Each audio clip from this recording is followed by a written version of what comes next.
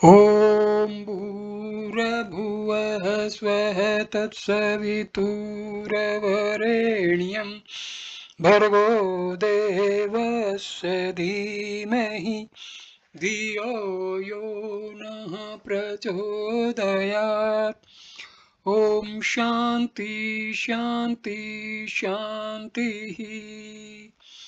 नमस्ते मेरे प्यारे दोस्तों, ये भगवान रमन महर्षि की शिक्षाओं का 7वां वीडियो है। इस वीडियो को हम शुरू करते हैं प्रकरण 6 से। इसमें आत्म अनुसंधान की कुछ गलत धारणाओं के बारे में विचार करेंगे। इसमें भगवान रमन महर्षि ने आत्म संधान की जो शंकाएं हैं उनका समाधान किया है। श्री रमन के तत्व विषयक विधान अद्वैत वेदांत के अनुयायियों द्वारा पुरस्कृत सिद्धांतों के अनुरूप थे, जो भारत में पिछले 1000 वर्षों से अधिक समय से विकसित हुई तत्व चिंतन की प्रणाली है। श्री रमन और अद्वैत मतानुयायी अधिकतर सैद्धांतिक विषयों में सहमत हैं, लेकिन अभ्यास के विषय में दोनों में मौलिक मतभेद है।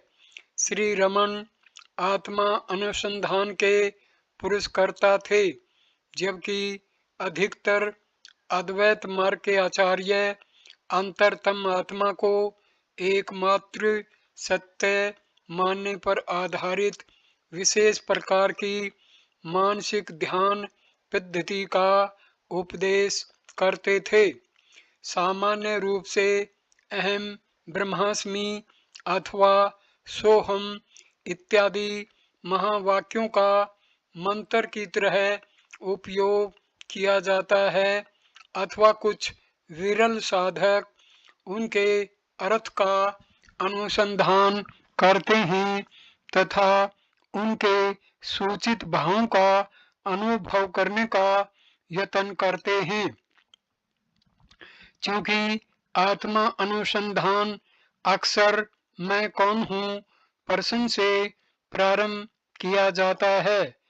परंपरागत अद्वैत मार्गानुयायी यह मान लेते थे कि उसका उत्तर मैं ब्रह्म हूँ होना चाहिए, और वे अपने मन को इस बौद्धिक समाधान रूप महावाक्य का जप करने में लगाते थे।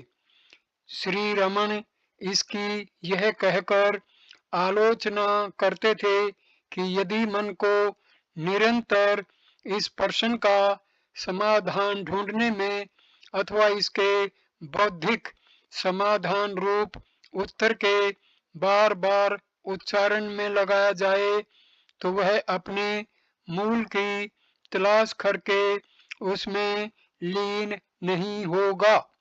इसी कारण वे मैं कौन हूँ का मंत्र की तरह जप करने वालों की भी आलोचना करते थे और कहते थे कि इन दोनों पद्धतियों में आत्मा अनुसंधान के यथार्थ दृष्टि बिंदु को नहीं समझा गया है। वे कहते हैं कि मैं कौन हूँ प्रश्न मन का विश्लेषण करके उसके स्वरूप का निर्णय करने का आह्वान नहीं है, न ही वह कोई मंत्र है। वह तो चित्त को विचारों एवं पदार्थों से मृदुता पूर्वक हटाकर विचार करने वाले या देखने वाले पर वापस लाकर शिथिल करने का सौम्य उपाय मात्र है। श्री रमन के मत में मैं कौन हूँ प्रश्न का समाधान मन में या मन के द्वारा प्राप्त करने योग्य नहीं है, क्योंकि उसका सच्चा उत्तर तो मन के अभाव का अनुभव करना है। दूसरी व्यापक रूप से पाई जाने वाली गलत धारणा हिंदुओं की इस मान्यता से फैली है कि पदार्थों एवं उनके विचारों का मानसिक रूप से त्याग करने पर ही आत्मा अनुभव होता है। परंपरागत रूप से इसे नीति नीति दौरे निषेध की पद्धति कहते हैं। इस पद्धति का अभ्यास करने वाला मैं शरीर नहीं हूँ, मैं मन नहीं हूँ इत्यादि का मौखिक उच्चारण करते हुए उन सब पदार्थों का त्याग करता है जिनके साथ अहम अपना तादात्म्य स्थापित करता है। इसके पीछे अपेक्षा यह होती है कि धीरे धीरे सच्चा अहम अपनी शुद्ध सत्ता में अनुभव गोचर होने लगेगा। हिंदू धर्म में इसे आत्मा अनुसंधान कहते हैं और नाम की समानता के कारण श्री रमण की मौलिक पद्धति से प्राय इसका मिश्रण होता रहा है। श्री रमण इस पारंपरिक आत्म विश्लेषण की पद्धति का यह कहकर अस्वीकार करते थे कि यह केवल बौद्धिक प्रक्रिया है जो साधक को मन से पर नहीं ले जा सकती और इस कारण वे अपने अनुयायियों को इसका अनुसरण करने के लिए प्रेरित नहीं करते थे। इस पद्धति के प्रभाव के विषय में पूछे गए प्रश्नों के उत्तर में वे कहते कि इस प्रकार की विश्लेषण विवेचन की प्रक्रिया से अहम विचार बना रहता है, क्योंकि जो अहम शरीर मन का अनात्मा के रूप में निरसन करता है वह कभी भी स्वयं का उन्मूलन नहीं कर सकता। अहम ब्रह्मास्मि तथा नेति नेति प्रणाली का अनुष्ठान करने वाले साधकों की समान मान्यता यह है कि मन के द्वारा चलाई गई विधेयात्मक अथवा निषेधात्मक प्रक्रिया से आत्मा अनुभव हो सकता है। मन अपनी प्रक्रियाओं से आत्मा तक पहुंच सकता है। ऐसी मान्यता आत्मा अनुसंधान के विषय में फैली हुई कई गलत धारणाओं के मूल में है। इसका सबसे महत्वपूर्ण उदाहरण यह है कि शरीर के मध्य में रहे हुए विशेष चक्र रूप हृदय केंद्र में एकाग्रता करना आत्मा अनुसंधान है। यह व्यापक रूप से पाया जाने वाला मत श्री रमण के हृदय विषयक कुछ विधानों का गलत अर्थघटन करने के परिणाम स्वरूप उत्पन्न हुआ है। इस धारणा की उत्पत्ति के कारणों को जानने के लिए इस विषय पर उनके कुछ विधानों का परीक्षण आवश्यक है। अहम विचार के जन्म स्थान का निरूपण करते हुए वे कई बार कहते कि छाती के दक्षिण भाग में रहे हुए हृदय से उत्पन्न होकर वह एक नाड़ी के माध्यम से मस्तिष्क में पहुंचता है और यह अहम विचार जब आत्मा में लीन होता है तो इसी हृदय केंद्र में वापस चला जाता है एवं लुप्त हो जाता है। वे यह भी कहते थे कि सभानता पूर्वक आत्मा अनुभव होने पर स्पष्ट रूप से समझ में आता है कि यह हृदय के अंदर मन एवं जगत का मूल है, लेकिन ऐसे विधान पूर्णतया सत्य नहीं हैं, क्योंकि वे ये कहकर उनकी विशेषता बताते थे कि ये देह से आग्रह पूर्वक तादात्म्य करने वाले लोगों को समझाने की युक्ति मात्र हैं। वे कहते कि हृदय वस्तुतः शरीर में स्थित नहीं है और सर्वोच्च दृष्टि बिंदु से यह कथन भी सत्य नहीं है कि अहम विचार का उदय अस्त छाती की दाहिनी ओर स्थित हृदय केंद्र से होता है। चूंकि श्री रमन साधकों को प्राय अहम के उत्पत्ति स्थान की तलाश करने के लिए अथवा मन के मूल को ढूंढ निकालने के लिए प्रेरित करते थे। कई लोग इसका यह अर्थ लगाते थे कि उनको आत्मा अनुसंधान के दौरान इस केंद्र विशेष पर एकाग्रता करने के लिए कहा जा रहा है। श्री रमन इस अर्थघटन का यह कहकर अस्वीकार करते थे कि मन अथवा अहंकार का मूल केवल अहम वृत्ति पर ध्यान केंद्रित करने से प्राप्त किया जा सकता है, शरीर के किसी भाग पर एकाग्रता करने से नहीं। कभी कभी वे यह अवश्य कहते थे कि इस केंद्र पर चित्त केंद्रित करना एकाग्रता के अभ्यास की अच्छी रीति है, लेकिन वे कभी भी इसे आत्मा अनुसंधान से नहीं जोड़ते थे।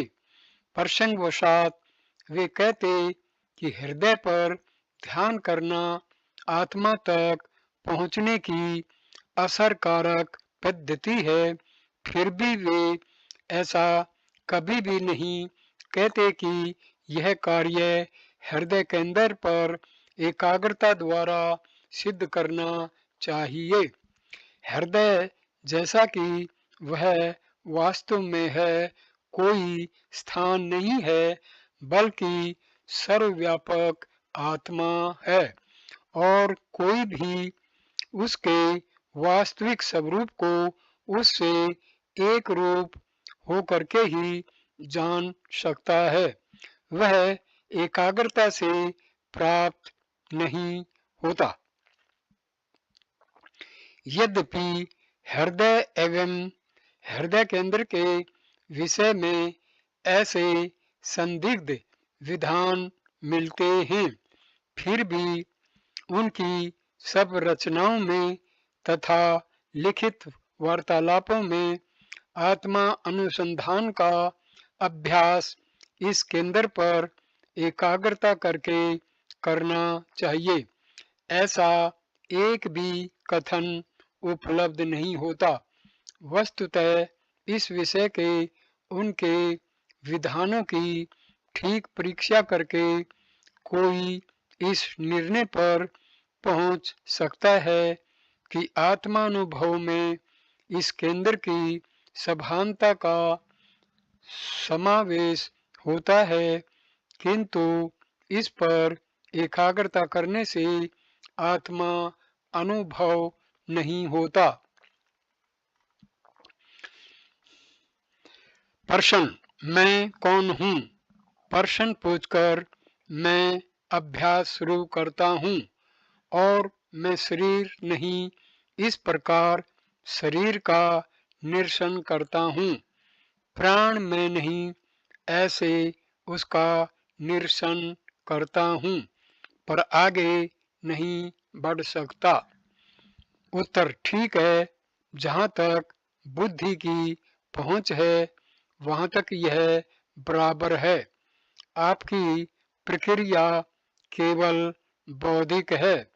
वस्तुतः धर्म ग्रंथ इस निषेधात्मक प्रक्रिया का उपदेश साधक का सत्य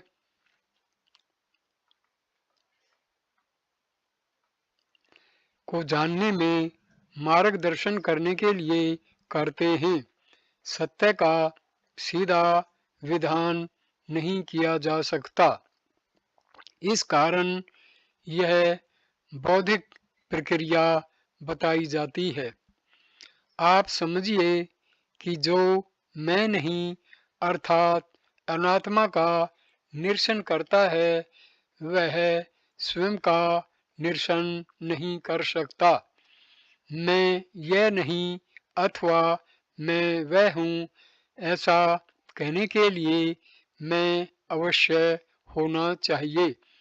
यह मैं अहंकार या अहम विचार है जिसके उत्पन्न होने के बाद ही दूसरे विचार उत्पन्न होते हैं।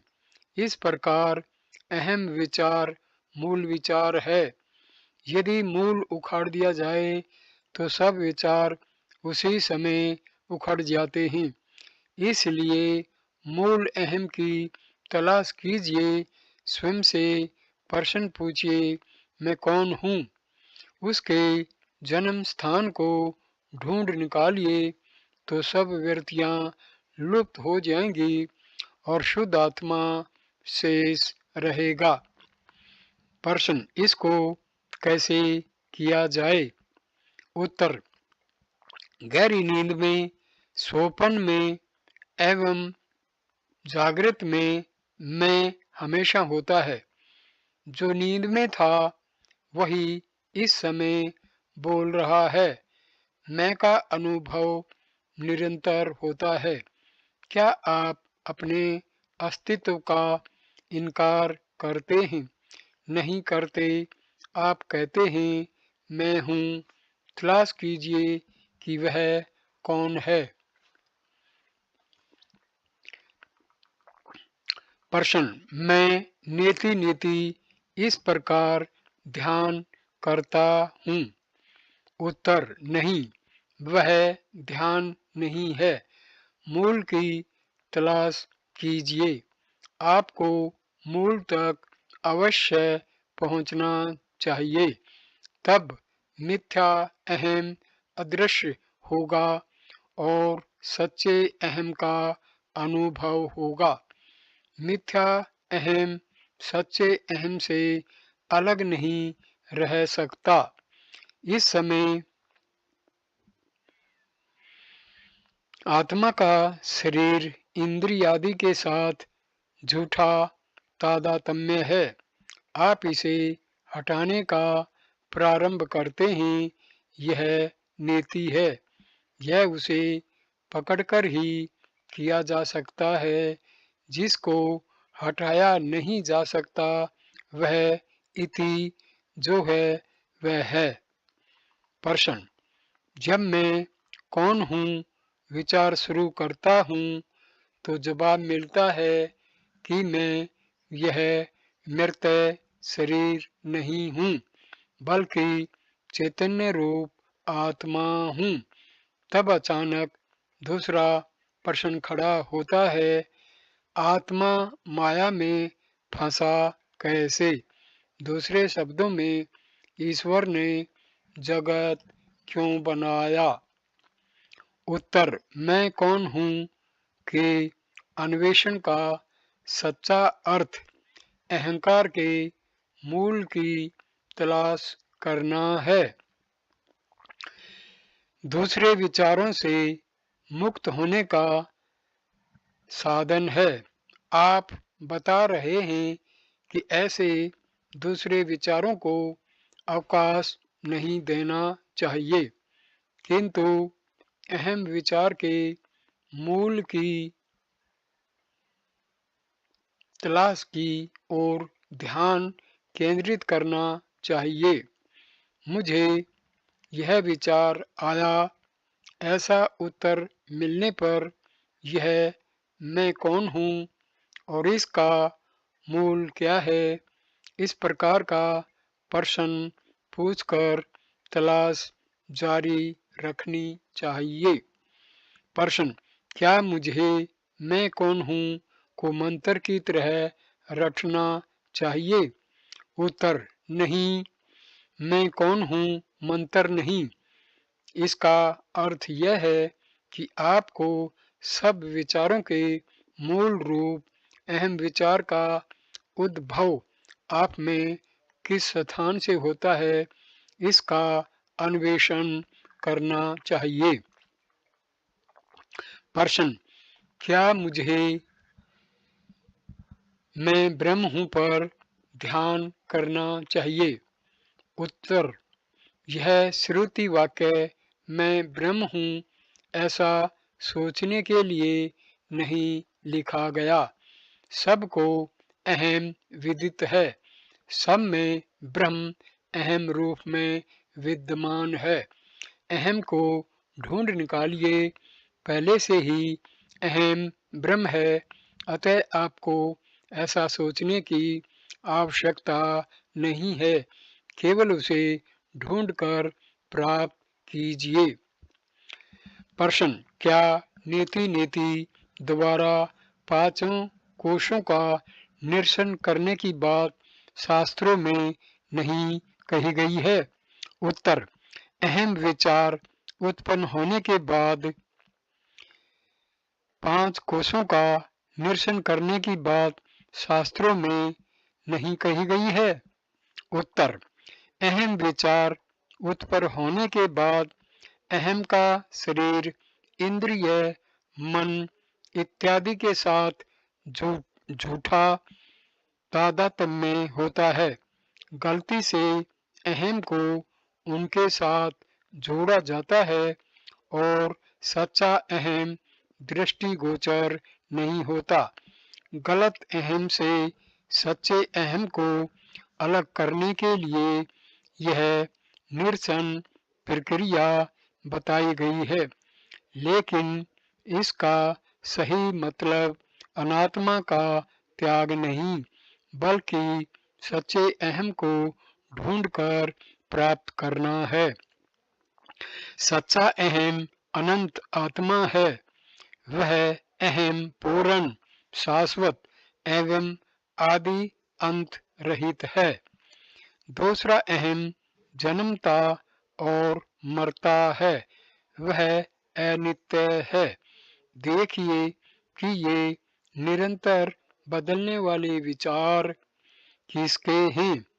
वे अहम विचार के बाद उत्पन्न होते हुए दिखाई देंगे। अहम विचार को पकड़े रहिए तो वे शांत हो जाएंगे। दृष्टि को उलटकर अहम विचार के मूल को ढूंढ निकालिए, तब केवल आत्मा शेष रहेगी। प्रश्न, यह समझना बड़ा मुश्किल है। मैं सिद्धांत समझता हूँ, लेकिन व्यवहार में क्या करना है? उत्तर, दूसरी पद्धतियाँ उन लोगों के लिए हैं जो आत्मा अनुसंधान के लिए असमर्थ हैं। अहम ब्रह्मास्मि का जप करने के लिए अथवा उसका विचार करने के लिए भी कर्ता की आवश्यकता है। वह कौन है? वह अहम है। बस अहम बने रहिए, यह सीधा मार्ग है। दूसरी पद्धतियाँ भी आखिर आत्मा को ढूंढने की पद्धति तक लाएंगी।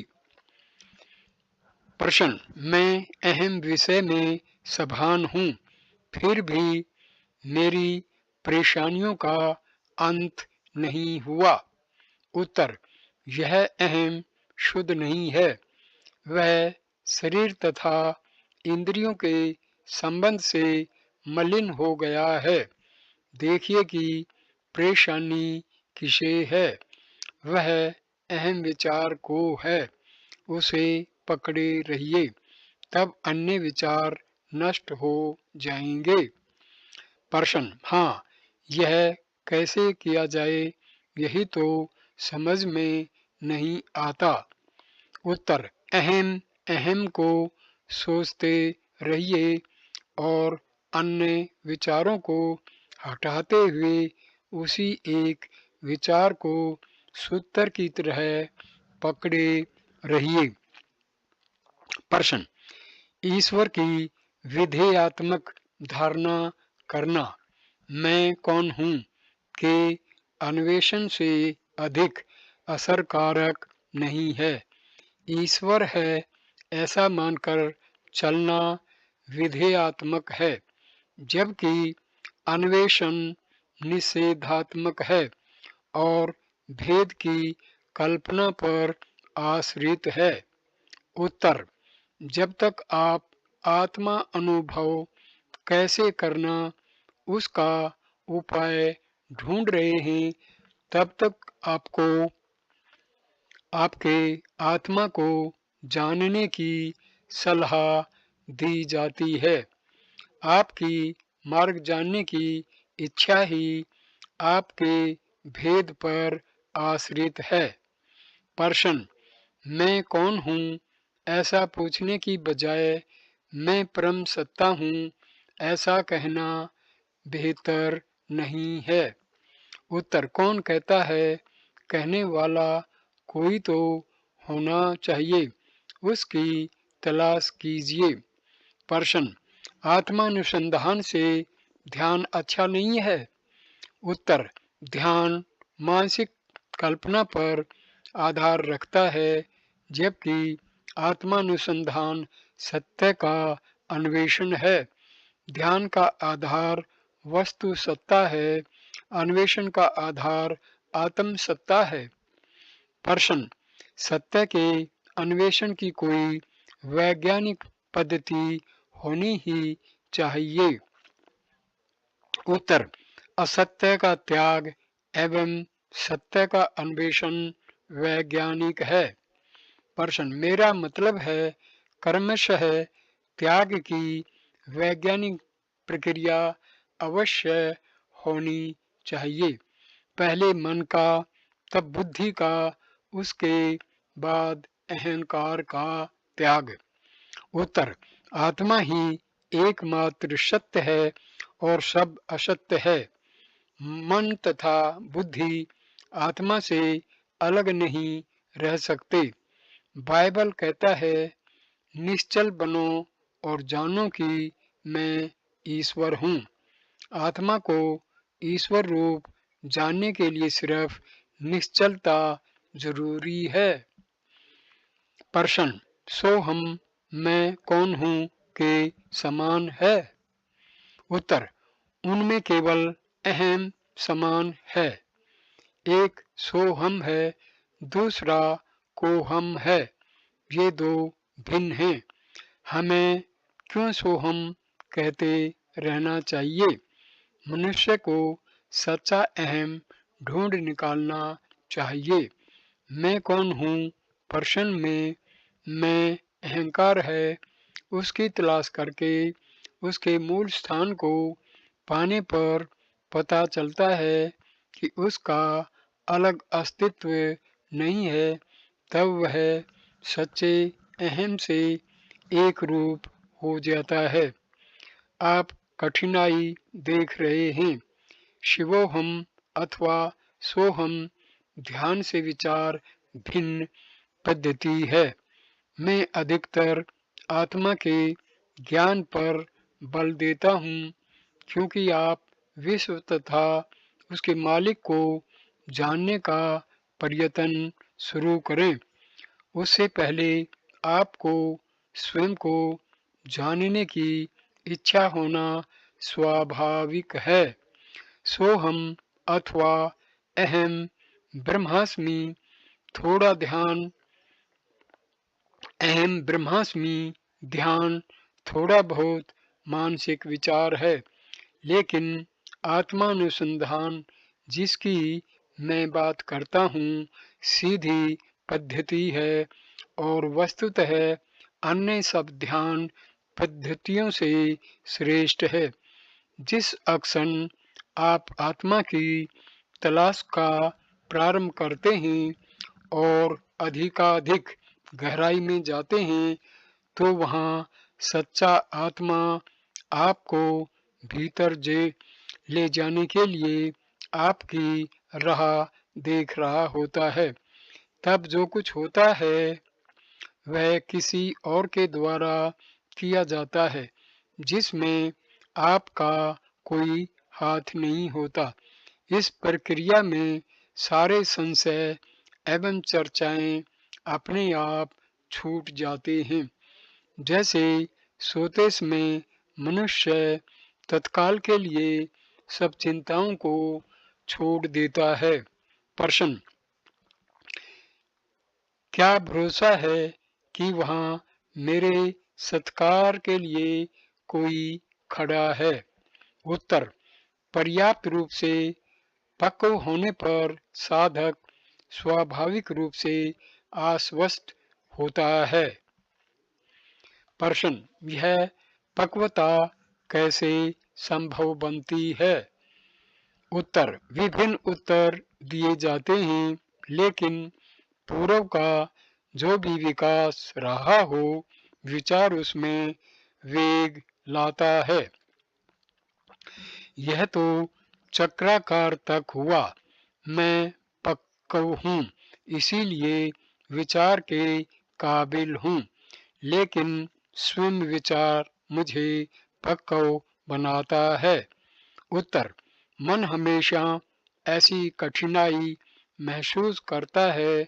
वह स्वयं को संतुष्ट करने के लिए कोई सिद्धांत चाहता है, लेकिन जो गंभीरता से ईश्वर तक पहुंचना चाहता है अथवा अपने सच्चे स्वरूप को जानना चाहता है, उस मनुष्य के लिए कोई सिद्धांत आवश्यक नहीं है।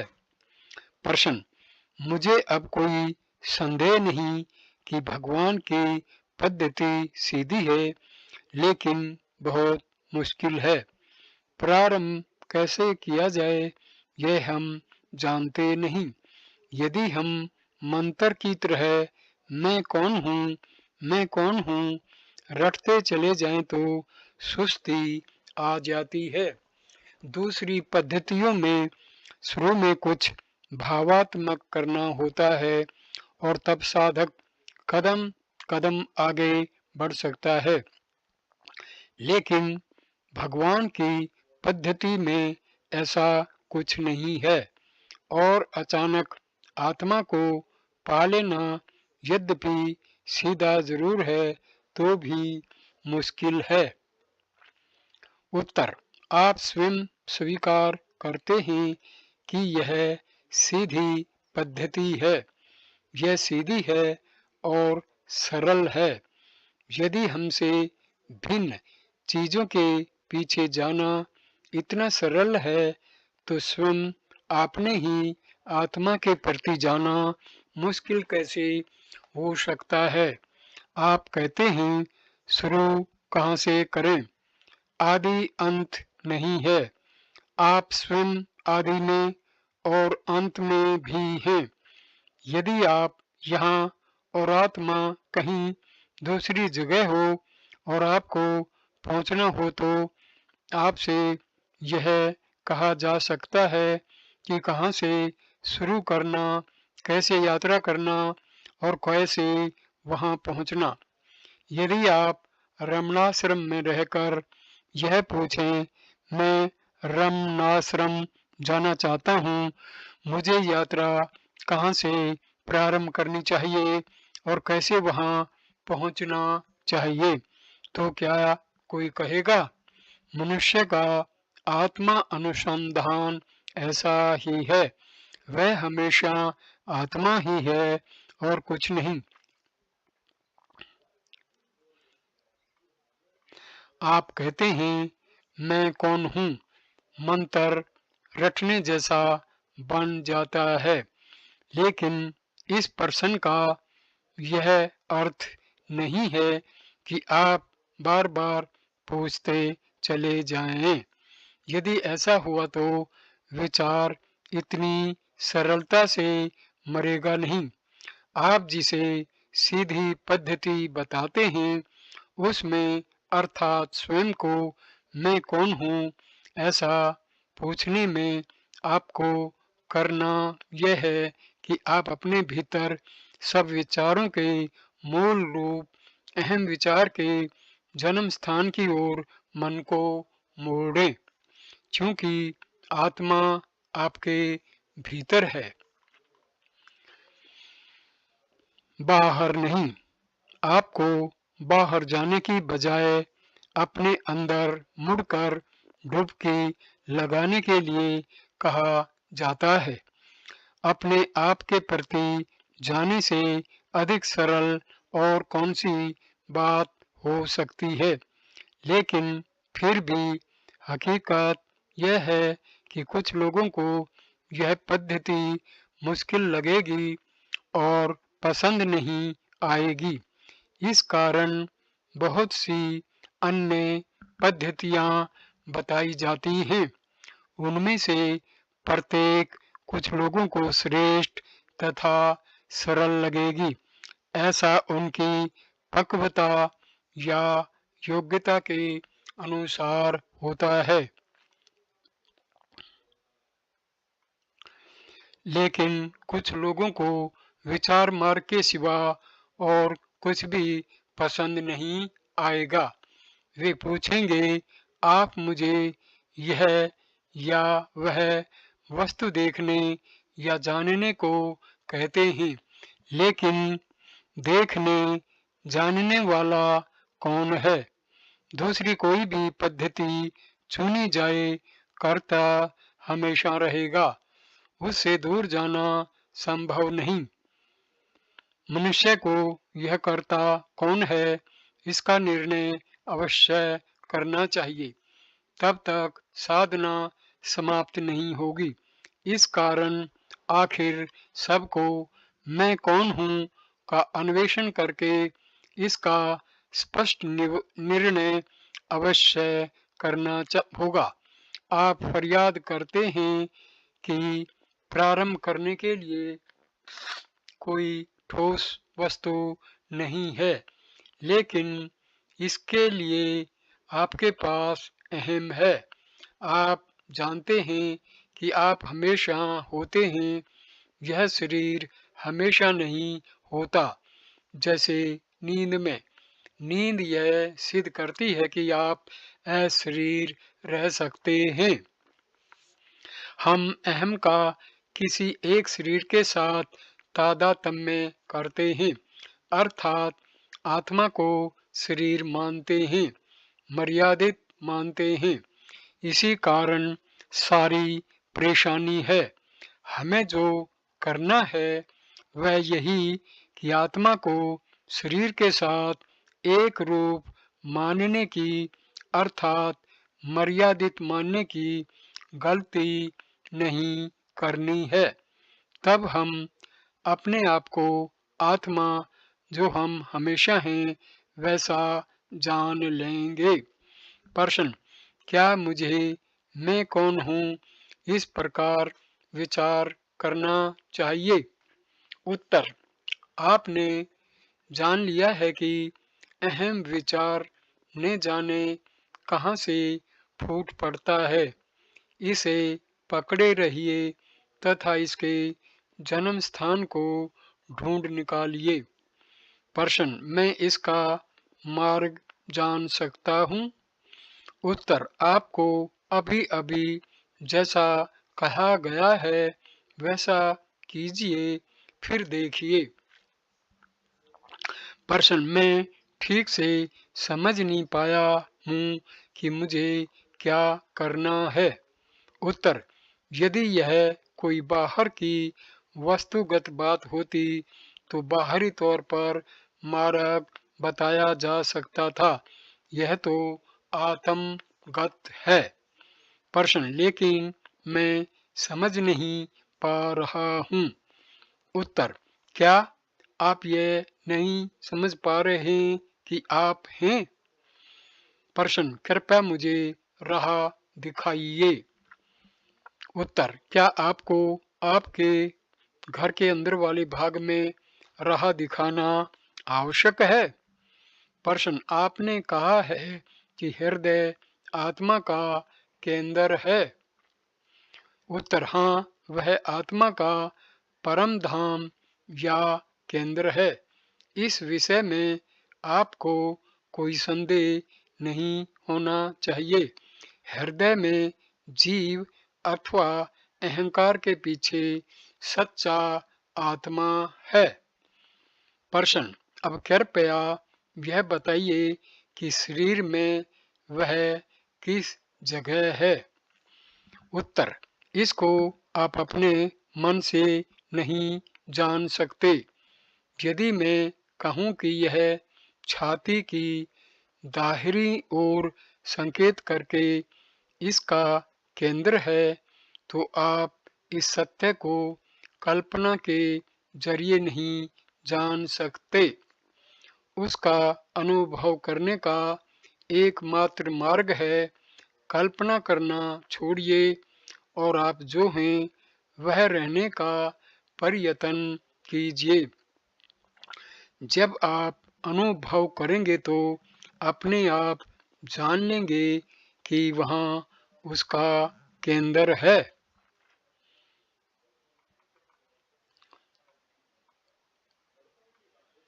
यह केंद्र है, हृदय है, जिसे उपनिषदों में हृदय गुहा, अरूल, अनुग्रह, उल्लम हृदय कहा गया है।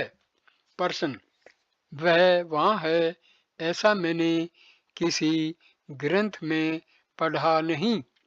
उत्तर, यहाँ आने के बहुत समय पश्चात मैंने आयुर्वेद के प्रामाणिक ग्रंथ अष्टांग हृदय के मलयालम अनुवाद में एक श्लोक देखा जिसमें कहा गया था कि ओजः स्थान छाती की दाहिनी ओर है, जिसे संवित का स्थान भी कहा जाता है।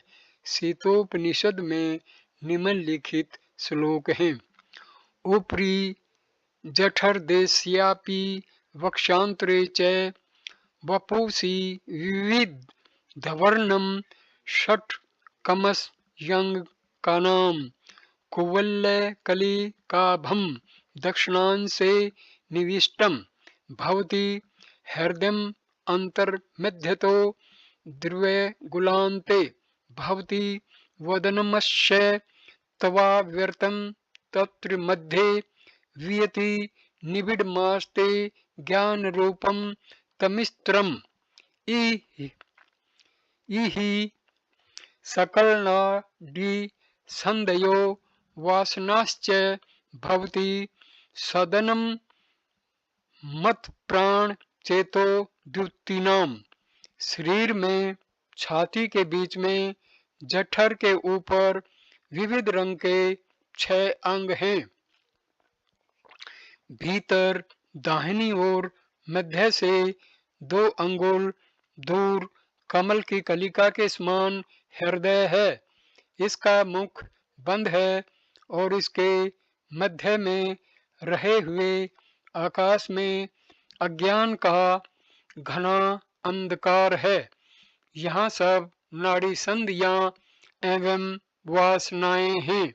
यह प्राण तथा चित्त के प्रकाश का निवास स्थान है। प्रश्न, क्या मैं आश्वस्त रह सकता हूँ कि प्राचीन ऋषियों ने हृदय शब्द से इसी केंद्र का निर्देश किया है? उत्तर, हाँ, यह सही है, लेकिन आपको उसकी स्थिति के बारे में जानने के बजाय उसका अनुभव करना चाहिए। मनुष्य यदि देखना चाहे तो उसे आँखों का स्थान निश्चित करना जरूरी नहीं है। हृदय आपके लिए सदैव खुला हुआ है। यदि आप उसमें प्रवेश करने के लिए उद्यत हों, आपने जानते हों, तब भी वह आपकी सब गतिविधियों को आश्रय देता है। आत्मा हृदय में है ऐसा कहने के बजाय हृदय ही आत्मा है ऐसा कहना कदाचित अधिक उपयुक्त होगा। वस्तुतः आत्मा स्वयं केंद्र है जो सर्वत्र है और अपने हृदय होने के विषय में सभान स्वयं प्रकाश है। प्रश्न, यदि ऐसा है तो उसे शरीर के किसी भाग में स्थित कैसे कहा जा सकता है? हृदय का स्थान निश्चित करने का मतलब जो वस्तु देश कालातीत है उसके लिए शारीरिक मर्यादा निश्चित करना है। उत्तर, यह सही है, लेकिन जो मनुष्य हृदय के स्थान के विषय में प्रश्न पूछता है वह स्वयं को शरीर के साथ या शरीर में रहा हुआ मानता है। इस प्रश्न को पूछते समय आप यह कहेंगे कि आपका शरीर यहाँ है और आप किसी दूसरी जगह से बोल रहे हैं। नहीं, आप आपके शारीरिक अस्तित्व को स्वीकार करते हैं। इस दृष्टि से हृदय के संदर्भ में भौतिक शरीर का निर्देश किया जाता है। सत्य यह है कि शुद्ध चैतन्य अविभाज्य है, उसमें विभाग नहीं है, उसका कोई रूप या आकार नहीं है, भीतर बाहर नहीं है, उसके लिए दायां बायां नहीं है। शुद्ध चैतन्य जो कि हृदय है सबको अपने भीतर समाविष्ट किए हुए है और कुछ भी उसके बाहर या उससे भिन्न नहीं है। यह अंतिम सत्य है।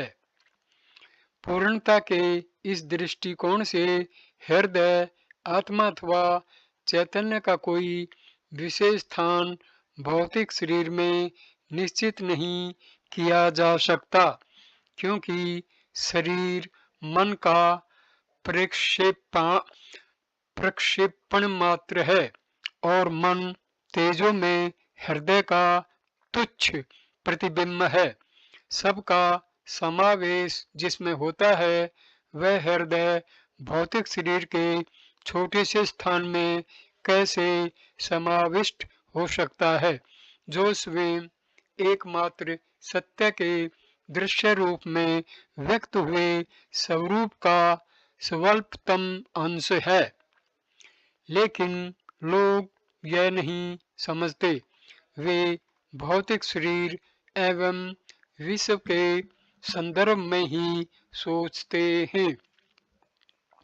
उदाहरण के तौर पर आप कहते हैं कि आप हिमालय के उस पार के देश से यहाँ इस आश्रम में आए हैं, लेकिन यह सत्य नहीं है। आना जाना या किसी भी प्रकार की गति उस एक सर्वव्यापक आत्मा जो वास्तव में आप हैं के लिए कैसे हो सकती है? आप तो हमेशा जहाँ होते हैं वही हैं। आपका शरीर एक स्थान से दूसरे स्थान में यहाँ पहुँचने तक लाया गया है। यह सरल सादा सत्य है, लेकिन उस मनुष्य के लिए जो स्वयं को दृश्य वस्तु रूप विश्व में रहा हुआ एक दृष्टा मानता है, यह सर्वथा काल्पनिक लगता है। सर्वसाधारण समझ की भूमिका पर नीचे उतरकर भौतिक शरीर में हृदय के स्थान का निर्देश किया जाता है। प्रश्न, तो मैं श्री भगवान के छाती में विशेष स्थान में हृदय केंद्र का अनुभव होता है, ऐसे विधान को कैसे समझ सकता हूँ? उत्तर, एक बार यदि आप यह स्वीकार करें कि सत्य तथा पूर्णता के दृष्टिकोण से शुद्ध चैतन्य रूप हृदय देश कालातीत है, तो शेष सब बातें उनके सही परिप्रेक्ष्य में आप सरलता से समझ जाएंगे। प्रश्न, हृदय दाहिने बाएं या मध्य में रहा हुआ बताया जाता है। इन मतभेदों के रहते हम उस पर ध्यान कैसे कर सकते हैं? उत्तर, आप हैं यह एक तथ्य है। ध्यान आपके द्वारा आप में और आपका होता है। जहाँ आप हैं वहीं ध्यान होना चाहिए। वह आपके बाहर नहीं हो सकता। इस प्रकार आप ध्यान के केंद्र हैं और वही हृदय है। संशय तब उत्पन्न होता है जब आप उसे किसी ठोस भौतिक वस्तु के साथ एक रूप समझते हैं। हृदय कोई ख्याल या ध्येय नहीं है, बल्कि ध्यान का स्थान है। आत्मा सदैव केवल अकेला रहता है। आप शरीर को हृदय में देखते हैं, विश्व भी वहीं दिखता है, उससे भिन्न कुछ भी नहीं है। इस कारण सभी प्रकार के प्रयत्नों का स्थान वही है। प्रश्न, आप कहते हैं कि अहम विचार हृदय केंद्र से उत्पन्न होता है, हमें उसका मूल वहीं ढूंढना चाहिए। उत्तर, मैं आपको आपके शरीर में अहम कहाँ से उत्पन्न होता है उसे देखने के लिए कहता हूँ, लेकिन यह कहना वस्तुतः सत्य नहीं है कि अहम का उदय अस्त छाती के दक्षिण भाग में रहे हुए हृदय से होता है। हृदय सत्य का दूसरा नाम है और वह शरीर के अंदर या बाहर नहीं है। चूंकि वह केवल अद्वितीय है, उसमें अंदर बाहर नहीं हो सकता। प्रश्न, हृदयपन ध्यान करने के लिए मुझे छाती की दाहिनी ओर मन को एकाग्र करना चाहिए? उत्तर, हृदय भौतिक नहीं है। दाहिनी या बाईं ओर ध्यान नहीं करना चाहिए। ध्यान आत्मा पर करना चाहिए। सब जानते हैं मैं हूँ। यह मैं कौन है? वह अंदर बाहर या दाहिने बाएं नहीं है। मैं हूँ, बस यही पूर्ण है। दाहिने बाएं का ख्याल छोड़िए। ये तो शरीर के संदर्भ में कहे जाते हैं। हृदय आत्मा है, उसका अनुभव कीजिए और आप स्वयं सब समझ जाएंगे। हृदय क्या है और कहाँ है, यह जानना जरूरी नहीं। यदि आप आत्मा का अनुसंधान शुरू करेंगे तो वह अपना काम करेगा। प्रश्न, उपदेश सार के एक श्लोक में हृदय का उल्लेख है, जहाँ यह कहा गया है कि हृदय में मन को समाहित कर देना कर्म, योग, भक्ति एवं ज्ञान है। वह हृदय क्या है? उत्तर, जो सबका मूल है, जिसमें सब रहते हैं और अंत में लीन हो जाते हैं, उस हृदय का वहाँ उल्लेख है। प्रश्न, इस प्रकार के हृदय का विचार हम कैसे कर सकते हैं? उत्तर, आपको किसी वस्तु का विचार क्यों करना चाहिए? आपको केवल यह देखना है कि अहम कहाँ से प्रकट होता है। जहाँ से सब शरीरधारी जीवों के विचार प्रकट होते हैं, उसे हृदय कहते हैं। उसके सारे वर्णन केवल मन की कल्पनाएं हैं। प्रश्न, छाती में विविध वर्ण के 6 अंग हैं। इनमें मध्य से 2 अंगुल दाहिनी और हृदय है, ऐसा कहा जाता है। लेकिन हृदय निराकार है। हमें उसके आकार की कल्पना करके उसका उस पर ध्यान करना चाहिए? उत्तर नहीं। केवल मैं कौन हूँ की तलाश आवश्यक है। जो गहरी नींद एवं जागृत में सदैव रहता है वह एक समान है। जागृत में दुख है और उसे दूर करने का प्रयत्न भी है। आपसे पूछा जाए कि नींद से कौन जगा है तो आप कहते हैं मैं।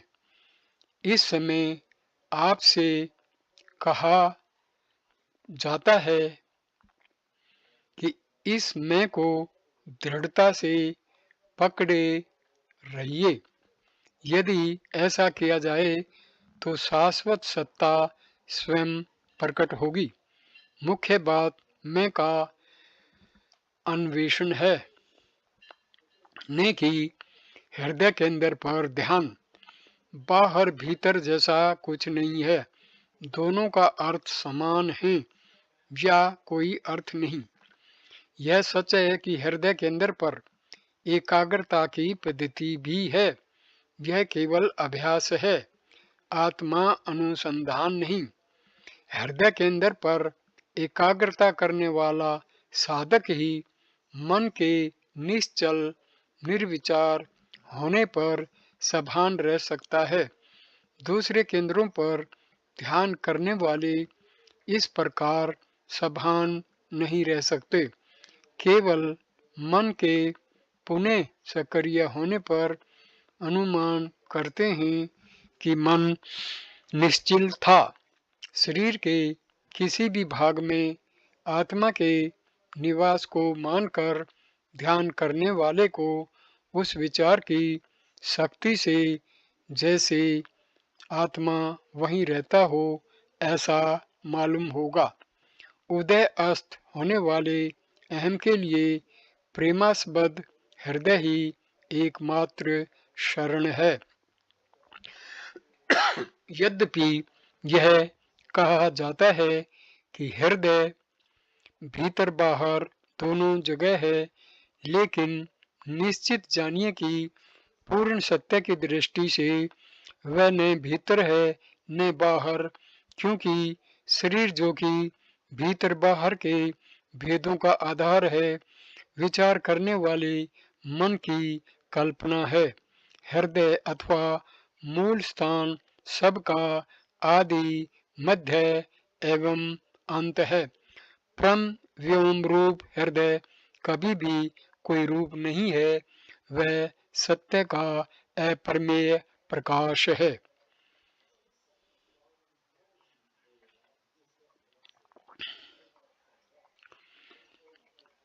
इस वीडियो को मैं यहीं पर विराम देता हूँ। अगला वीडियो हम प्रकरण 7 से शुरू करेंगे, जिसका विषय होगा शरणागति। वीडियो देखने के लिए धन्यवाद मेरे दोस्तों। नमस्ते, नमस्कार।